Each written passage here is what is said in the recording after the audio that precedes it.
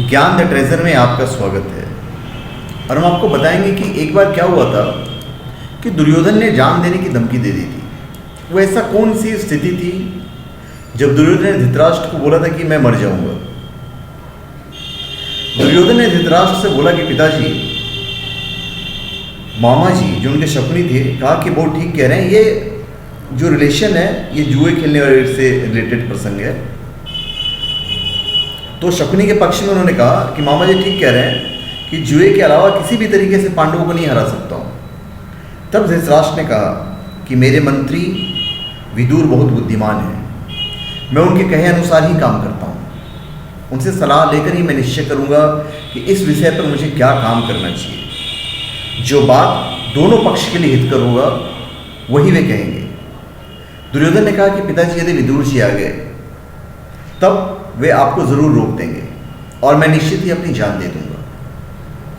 तब आप आराम से विदुर जी के साथ रहकर राज्य में राज कीजिएगा और रहिएगा, मुझसे आपको क्या लेना देना है। दुर्योधन की बात सुनकर धृतराष्ट्र ने उसकी बात मान ली थी, परंतु फिर जुए को अनेक अनर्थों की खान जानकर विदुर से सलाह करने का निश्चय किया और उसके पास समाचार भेज दिया।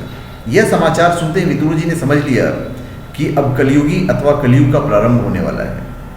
विनाश की जड़ें जमना शुरू हो गई है।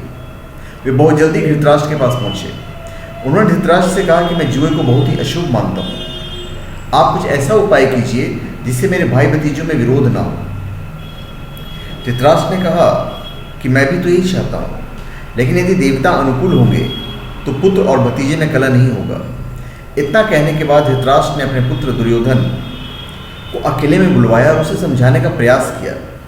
लेकिन दुर्योधन बोला कि पिताजी, मेरी धन संपत्ति तो बहुत ही सामान्य है, इससे मुझे संतोष नहीं है, मुझे बहुत दुख हो रहा है। मैंने राजसूय युग के समय युधिष्ठिर की आज्ञा से मणि, रत्न और राशि इकट्ठी की थी, उसके धन की ओर कोई छोर नहीं है।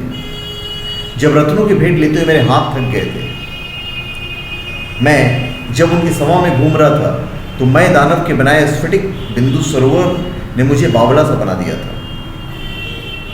इसलिए यह जुए का खेल चाहिए। और उन्हें वापस ही धमकी दी थी, अगर आप नहीं मानोगे तो मैं अपनी ही जान दे दूंगा। तो धन्यवाद। आप हमारे चैनल को सब्सक्राइब करें और अपने कमेंट दीजिए। धन्यवाद।